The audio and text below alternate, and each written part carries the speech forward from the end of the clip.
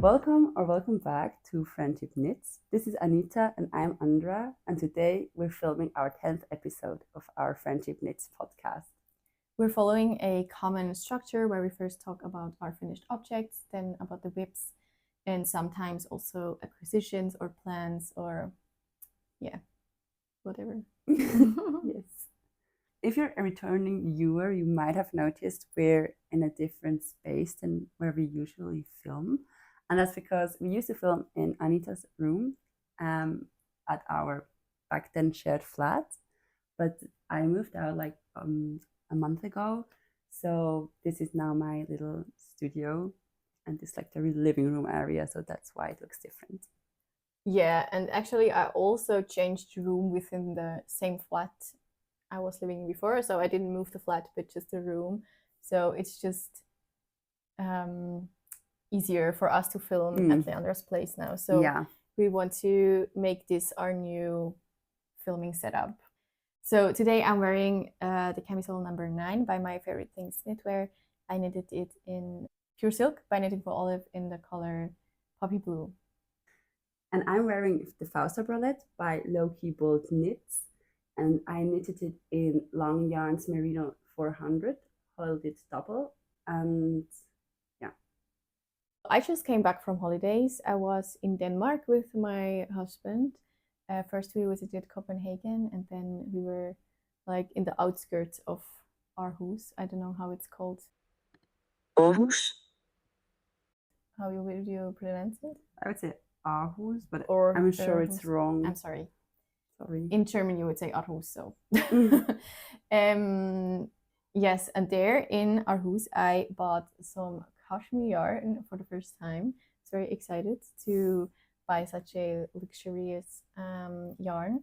And I made the Alex scarf by Pernille Larsen out of this yarn. And this is my version of it.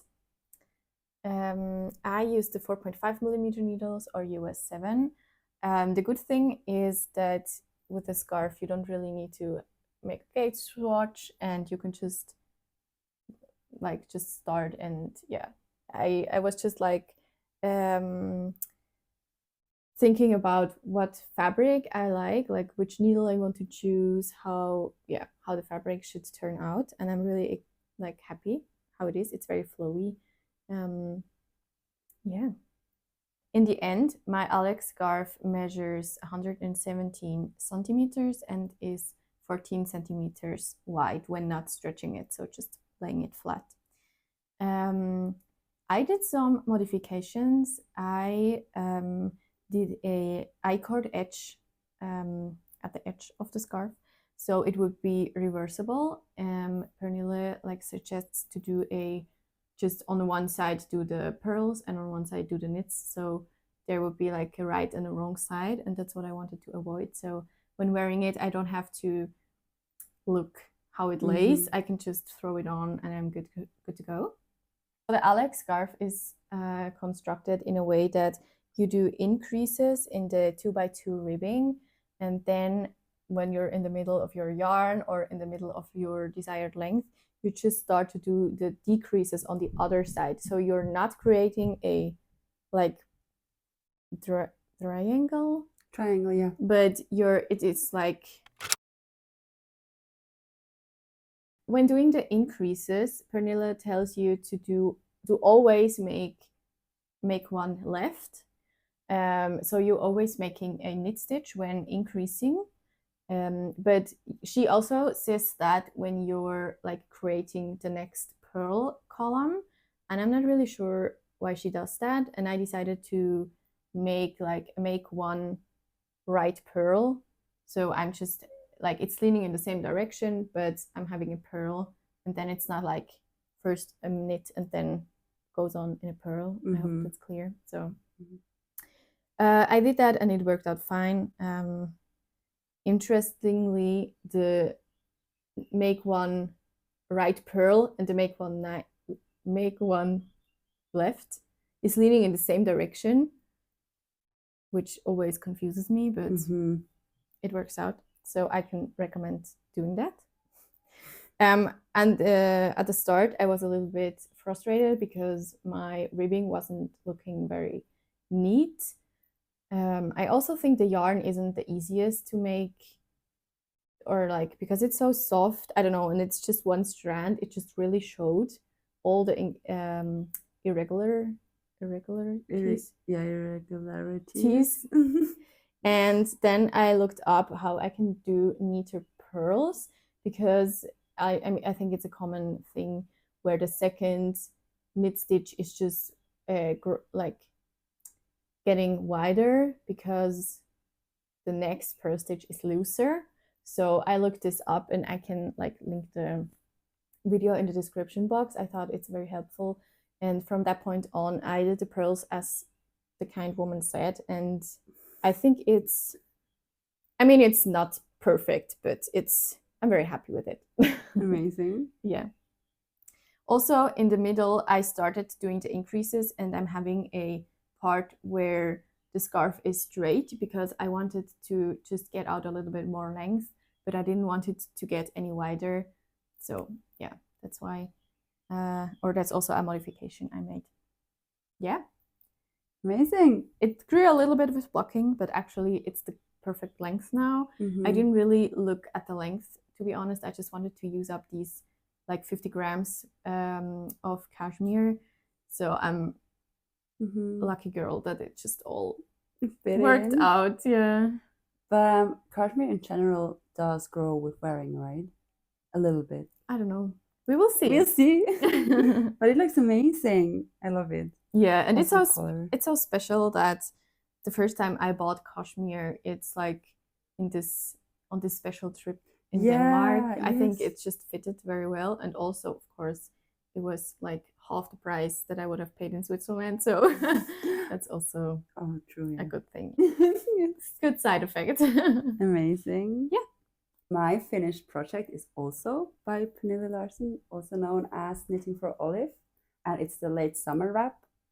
If you've watched our last podcast, I mean, I was already done almost. I only had like one of those wraps left. So there's like not a lot of new things, but just to the pattern in general, it is a contiguous shoulder construction, kind of like a wrap cardigan, I would say. The gauge is 20 stitches and 29 rows for 4 inches or 10 centimeters. The suggested needles on Ravelry are 3.5 millimeter needles or US 4 and 4 millimeter needles or US 6, but in the pattern itself, like the 4 millimeter needles are never used, so there's just 4.5 millimeter needles or US 7. So that was a little bit confusing, but because I make gauge with the 4 millimeter needles, I just kept going in the pattern and it worked out fine. This is knitted in S. The yarn I use is Mayo Puno Fine in the color Artichoke, and this is a wool blend with 39% baby alpaca, 7% merino, and 54% cotton. And it's so soft, but it's a pain if you have to rip it open again. Or like unravel it. I see that. Yeah, because it just tangles, and you just don't make mistakes with this yarn because you don't want to open it again. Yes, but it's a lovely pattern to make. I love every step was just so interesting to do, and just to construct and to see it kind of unfold or just kind of coming into existence is so interesting, which I find in general for the patterns by Pernille Larsen. I think just very interesting and thought out techniques. Speaking of unraveling this yarn, as I've also mentioned in our last podcast, I'm thinking about opening it again and make more like bell sleeves, because those sleeves are too tight on my arms. And I just kind of think, because the wrap is a little bit loose on my hips, it would be nice for them to be also a little bit loose on my arms. So I guess I'm maybe gonna do that, which I'm not looking forward to, but I'll see. Yeah. Oh, I guess that's that for the pattern. Nice. Yeah. Yeah, it looks so good. I love the color and pattern match, honestly. Yeah. I really love that.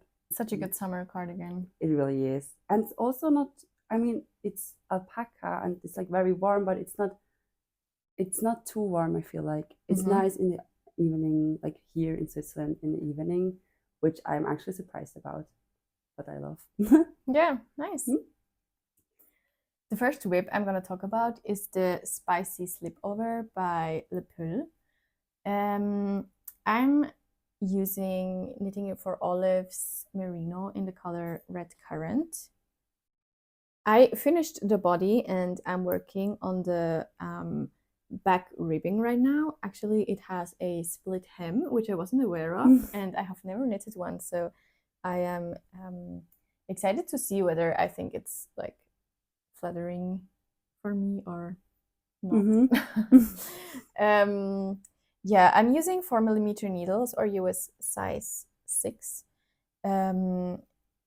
I sized up because I didn't like the fabric when knitting on 3.5mm needles or US 4, which would have been recommended, but it was just too dense in my opinion. And therefore my gauge is a little bit too big. So I just didn't cast on as many stitches when casting on the back, so I could just like smaller the width of the slip over so it wouldn't turn out too big, and I could still knit like size XS, which I'm trying to make. Last time I was just before like joining the front, I did that and then I realized that it is just like way too short, even with my row gauge being too large. So I was pretty surprised by that. Then I just frogged back to where the increases starts for the underarms, and then I just like figured out my own increase rate, so it would be low enough that I could like still add the edge and could be comfortable wearing it. I wrote that down on Ravelry, how exactly I did that. I will not like go into that in very detailed. Yeah. And I'm really like looking forward to wear this. I'm actually a little bit impatient for me to finish it because I'm just so curious how like it will sit on my body, and also whether I will like to wear this color, which is just so bright, and I don't own anything which is so bright red, so yeah. I'm also so happy. Yeah, me too. I can't wait for you to finish it too and see how it looks. I think it will be a little bit too warm. It's like a DK weight slipover. So like at the moment it's pretty warm in Switzerland, so I think I will have to wait until it cools down a little bit. But yeah. Fair enough. Maybe in the night I can wear it. Just like 2 o'clock I go outside. But it was like very cold last week. You've missed that. Yeah. I have to go to Denmark again. So I can wear my slip over. It's a perfect thing for Denmark, I feel like. Yeah. Looks great. My first whip is again the late summer wrap. So I'm not getting into much detail, but the reason why I'm making it again also in the color ivory, same yarn, it's my Puno Fine, is because a friend of ours is getting married in a month, or let's say like in August, beginning of August, and she saw on Etsy like also a knitted wrap or cardigan with very puffy sleeves, and just kind of fell in love with it, but then also asked me if I kind of make something similar or inspired by that. So I chose the wrap because I just kind of had the pattern already, and because of the puffy sleeve, I also thought about making it on my wrap. I thought it's a perfect like motivation to try it out here. This is why I'm doing it again, also in the size S again. But because it's quite soon, you also offered to help, which I find so amazing. So Anita's going to finish it, probably like the body, and then I'm going to continue with the sleeves. And so it's like a gift together, both of us, which I just kind of find nice. It's so wholesome. And then she's wearing it at her wedding, and we're just like, yes, we made that. Yes. And also her wedding dress is like not self-made, but say made with like a seamstress, and I find it so cool that everything is kind of like handcrafted. And Yeah. this is also like one of the reasons why I agreed to do it, Mm. because I feel like there's like some ambiguity around the topic of making knit gifts and stuff, but because it's just, I mean, a wedding is more or less like a one lifetime thing, so for me that kind of makes sense. Yeah, and it's just so special to make a wedding cardigan, I think. Yes, and yeah, so she chose the pattern kind of like we talked about it, and also the yarn. I knew because of the gauge that I met with the other yarn, she really liked the ivory color, so yeah, that's why. So yeah, for both the wraps that I've made in the beginning, like you kind of cast on one band and with a provisional cast on, and then you pick up those stitches again, or like just continue on the other side for the same length. And for both of them, they get twisted, like the green wrap, and then I didn't notice it, and then here I kind of tried to prevent that to happen. Yeah. But I just couldn't find it out. I mean, I have to admit I didn't ask anyone or Google or anything, but I just couldn't think for myself for a solution. So I just told that to Anita, and what did you say? How I could prevent it? I think, I mean, it was a different situation, like, but when I did my crazy thing with the Amsbury cardigan, the same thing happened to me. Yeah.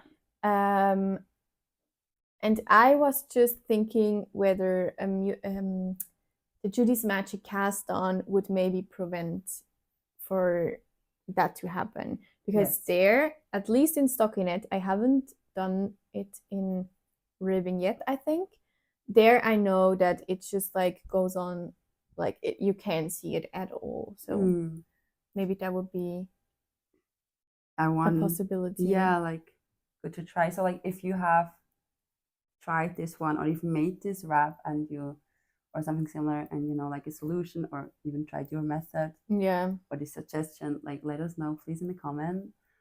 Yeah, we're very curious, because I don't think I'm gonna make another one very soon.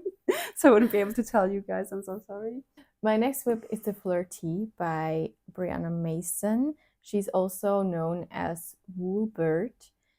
She's actually one of the first designers I like ran into when I just discovered Ravelry, and I'm just like following her designs, and I don't know, I think she's like a special person for me in that way. And yeah, it's the first time I actually like come around to knit something from her, so it's like a little bit special to me. Yeah, that's amazing. Yeah. Yeah, so it's this like all over lace t-shirt. I think the lace pattern is also called something like pointel, I don't know. So yeah, this is the back piece. You're knitting it like from the bottom up. I just finished the back piece and working on the front right now. Yeah, so I'm short before like where I can split for the both the shoulder pieces. Yeah. I'm knitting it with Tin Line by Sandnes Garn. I bought this yarn in Copenhagen, so this is also like a special yarn to me. I went like to a couple of yarn shops, and a lot of them didn't like have the Tin Line, and then I was like a little bit disappointed. And then I saw that not far from our hotel there was another yarn shop I wasn't aware before, so I just thought, oh, I'm just gonna look there what they have. And so they had a lot of Tin Line, and I was just I had a hard time deciding which color I want to knit it in. I think they have a lot of very light colors which don't really suit me, I think. And the two like darker or more intense colors were just not what I wanted. So I went with this sage green. I think it also suits the pattern very well. It's actually very close to the pattern photo from Brianna. She also used a similar color. And I was also on the fence because I think with lace, and there's also these knit and purl columns, And I thought when I'm going to choose a darker color, they're not going to be visible at all. So I think it's a good thing I went with this light color, but still I'm a little bit doubting it because I know that it just won't, or other colors just suit me better. But all in all, I don't regret buying it in this color, and I think especially it just suits the pattern so well. So it really does. And I also think it's you, even though it's lighter than what you usually wear. Yeah, I love it. I'm using the 3mm needles. Actually, she recommends to use the 2.5mm needles. I, to be honest, just didn't want to knit the garm or the tee on 2.5mm needles, so I just started swatching with 3mm like right away. But actually, it was still, my gauge was still too small. Yeah, so just a little bit. I'm still knitting it on 3mm needles. The tee is gonna like come out a little bit smaller than what she intends for size XS, but that's fine for me. Yeah, so far it's a very good experience knitting it. Her pattern is really clear, and she actually, in the process of me knitting it, sent an update where she like shortened the pattern, and she said there were like little errors which she corrected. So I think it's always nice for the designers to also like still update the old patterns. Yeah, with the short rows at the end of the back, I was struggling a little bit, not because she didn't explain it well, but she tells you to do the short row always on the same stitch. And when I tried to do that, my fear was that I would create a very big hole. I just made the short row always like one stitch closer to the middle of the back. So I hope that it will still work out at the end. But I just wasn't confident to make it as she said. And somehow I regret it because I want to see how it would have turned out.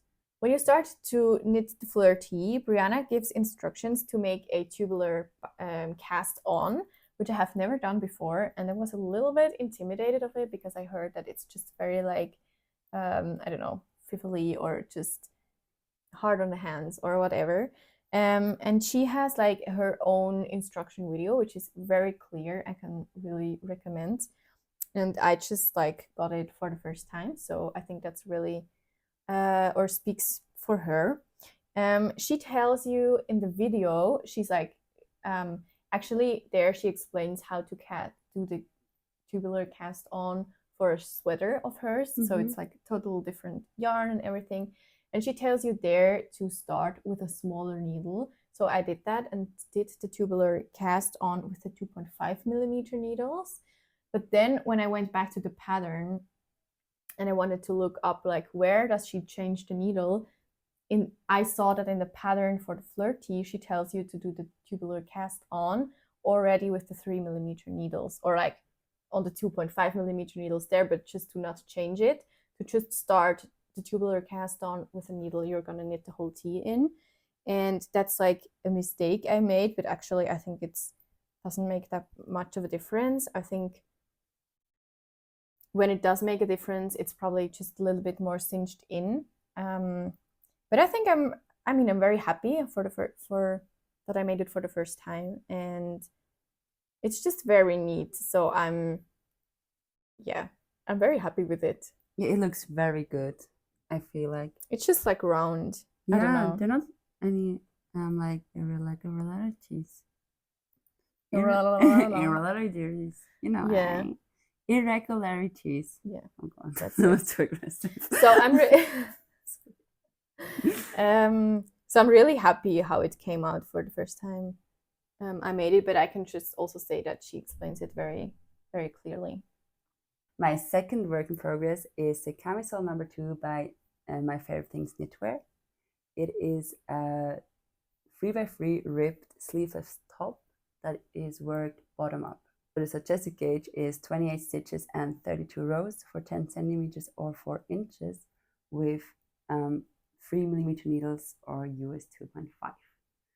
And I'm knitting it in Tunline in the color lilac. And I remember that I had like a whole issue with the gauge and the needles and everything, and kind of made so many gauges, and then I found one, but then I started knitting and it wasn't good still, and I don't remember anything about it. But I'm gonna write in the description in which podcast you could like rewatch it if you're interested, but I have no clue anymore. So what I'm doing now though is I knitted in 3mm needles, how it says, or 2.5. But I think the last time I did this, it was very holy, because the other needles that I used, they had like a little gap between the cable and the needle, and then it would always kind of, the yarn would get stuck and pull. So it was like, the tension was just very off and it looked horrid. And for the pattern, you start with like 2x2 ribbing, or no, 1x1 ribbing, I think. With smaller needles, I didn't do that because I don't like to have first one kind of ribbing and then a different one. I just want it to be smooth, the same thing throughout the top. And also I cropped it quite a lot. I made half the suggested centimeter length until I bind off for the arms. So it's going to be quite cropped compared to the project photos. I'm still not very happy with the gauge. It is still quite holy, but I just kind of decided for myself, if it's too see-through, I'm going to do it like a lining in the bra cups. Oh yeah. So at least I feel comfortable wearing it outside. Yeah, for the pattern, I think I have some issue to understand the decreases. Right now I'm like forming the front before I'm gonna split for the two top, or kind of like triangles. But I just really don't understand it. I'm a little bit frustrated with that, but sometimes I read something and don't get it, and another day I read it again. It makes total sense. So I can't say it's a pattern, it just could be me as well.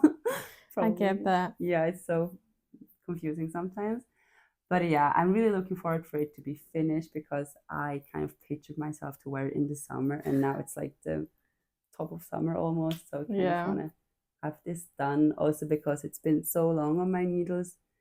And I mentioned in the last podcast, the reason why I kind of got stuck with this project is because I broke my needles. And it's just always such a blow in the face that I just get so demotivated until I buy new needles and be like, oh, it's not worth it already. But now I'm on it and it's good, and I kind of, yeah. You're back on track. I'm back on track and really happy about it. Nice. Yes. That's so good. Yeah. I just love Tunline. I forgot to tell or to say before. It's the first time for me to use Tunline, and me too. I really enjoy working with it. I'm looking forward to like see how it's with wearing. Yeah. Like how it's feeling on the skin, but yeah. It's so soft even to knit, because it has this coolness and like softness to it at the same time. So yeah, that's like why I would love to wear it in the winter, because in the summer, because it cools, I feel like, a little bit. Yeah, it's lovely. And also love this color that is like a cold kind of pink. Yeah, that's really my dream color for pink. Does that make sense? Yeah, I think so. Actually, when I was in holidays and I was knitting on my cashmere scarf, and then I went back to knitting on the Fleur Tee. It felt so scratchy to me. Yes. And first when I bought it, I was like, oh, this is so soft. I cannot believe. I'm so looking forward to wear this. And then after working with the cashmere, which is just like soft on another level, I was like, oh, this is so scratchy. It's like knitting with like hay or I don't know. Oh my gosh. But I mean, I knew it was because of the cashmere. I didn't like stopped liking the Tunline, but it was so funny how my like sensitivity, how it just changed because I was used to touch the cashmere. It's so relative in the end of the day. I don't know if you have that as well, but like there's like days where I can't wear certain things because it's just so intense on my skin, and other days and it feels like scratchy or just like needle points, and then other days it's like the softest thing, like I'm in a cloud, and it's just so random to me when are these days. Yes. And it's like I don't get it. I mean, I have it probably not in the same intensity, but I also have days where I think like, oh, I can't wear a woolly sweater today, and then other days I'm like, oh, Anita coziness, and I'm just so curious, like if there's a pattern within that, or we like could track it. yeah, exactly, like with menstruation cycles or whatever. Yeah, that's a high contender in the like yes. list of mögliche, wie heißt es? Like possible reasons. Yeah, but they never do studies about those things, I wonder why. Maybe it's not that like interesting. Yeah. Important to the world. Probably not. You're right. Well, the last whip I'm going to talk about today is the sweater number 18 by My Favorite Things Knitwear, which I'm knitting for my husband for his birthday. I don't know whether I will make it, but it doesn't really matter actually. No. It's the exact same version which I knit in like last winter. It's also the knitting for olive, heavy merino, and soft silk mohair in the color bark, which I use. The good thing was I didn't have to do a gauge swatch because I already knew that I would meet gauge with the 5mm needles or US 8, which was very satisfying to know. And also the good thing is that I already knew where I like had a little bit of hiccups when I knit my version, so I already knew that I would have to like pay attention when I knit the second version. One of these things is when you increase at the back, you have these three knit stitches which goes along at the edge of the shoulders, and there it's really important that you take or be cautious to make these like loose enough, because I'm quite a tight knitter, and when I first did it I didn't, or they were very tight, and then it was like curved, the shoulder seam, because the shoulder seam was shorter than the fabric in the middle of the back, so it looked, or I had to frog back and just like try out different things, and this time I already knew that I would have to like pay attention to that. Makes sense. In the sizing or sizing wise, I'm making the size M in the width, but the size XL in the length. That's what I talked about with my husband, but also what I measured from his like favorite sweaters. Yeah, and I'm just about to join in the round. So the next round would be joining in the round. But I just want him to, I don't know, slip in. You can't really wear it because it's just like 2 flaps of fabric or 1 flap actually. But I just want to see whether the length is right and the width maybe already. So I'm just waiting for him to be in the mood to wear it. Honestly. And to me to like remember that I have to ask him. Yeah, it's a good thing to think about it, because like whenever I ask my boyfriend, because I made a sweater for him as well, the zipper sweater, he never wanted to try it on, and now it's too long. And I'm so close to see like it's not my problem anymore, but that would be too rude, so I'm gonna shorten it. Oh, that's okay. But I let him know that I'm gonna shorten it. Okay. I'll be very dramatic about it. Good. Sounds like a good solution to me. Sounds so unhealthy. No, I'm very kind. It's fine. I know. I love doing that for him, Right now, today is another quite hot day in Switzerland, and it just feels so wrong to knit on this like worsted to iron weight sweater. But actually, when my husband and I went to Denmark, like all of this, I worked in Denmark. We were just, we had an Airbnb like at the coast, and it was quite cool there.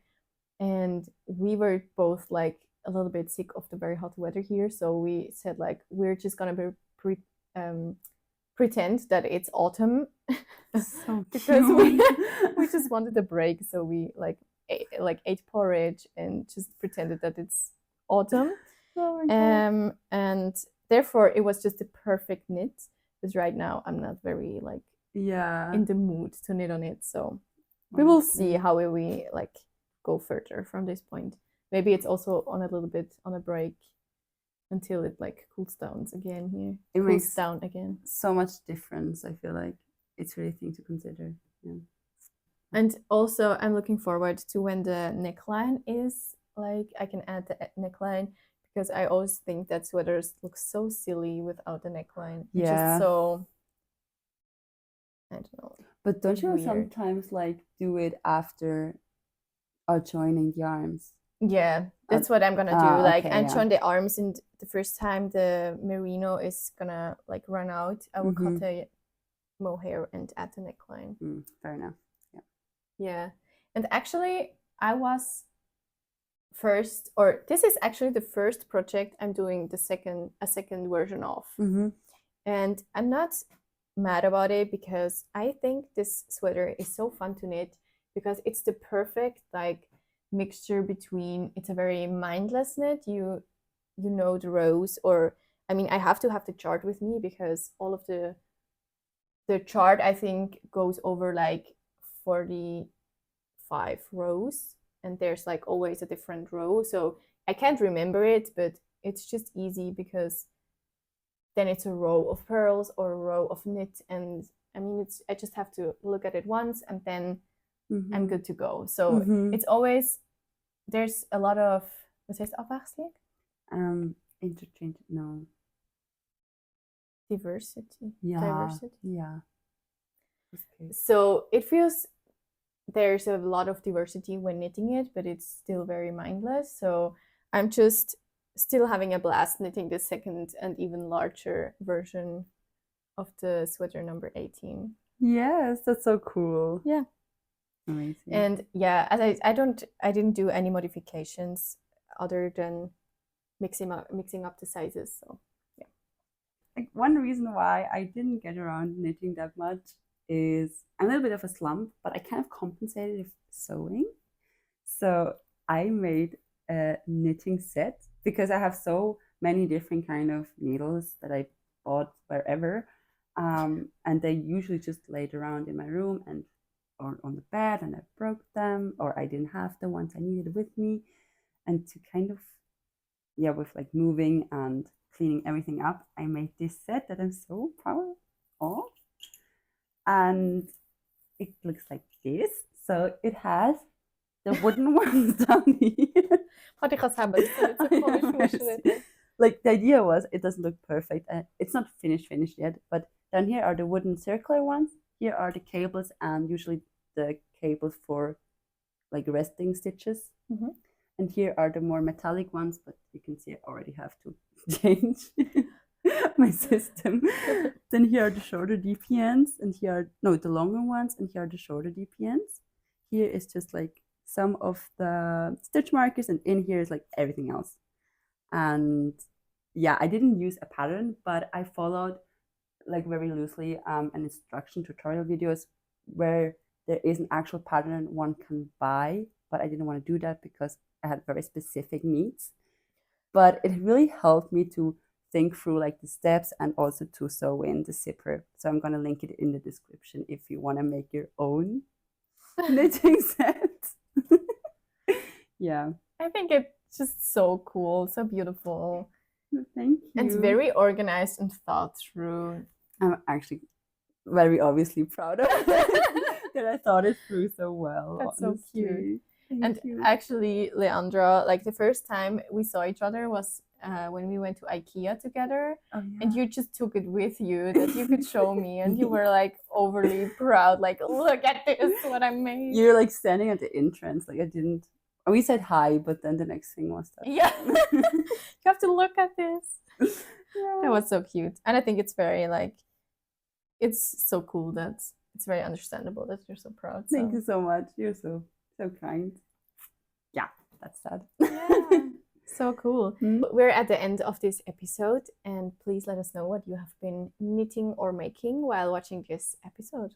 Yeah, thank you so much for joining. It's always a great pleasure, and I hope you have a great day. Bye. Bye.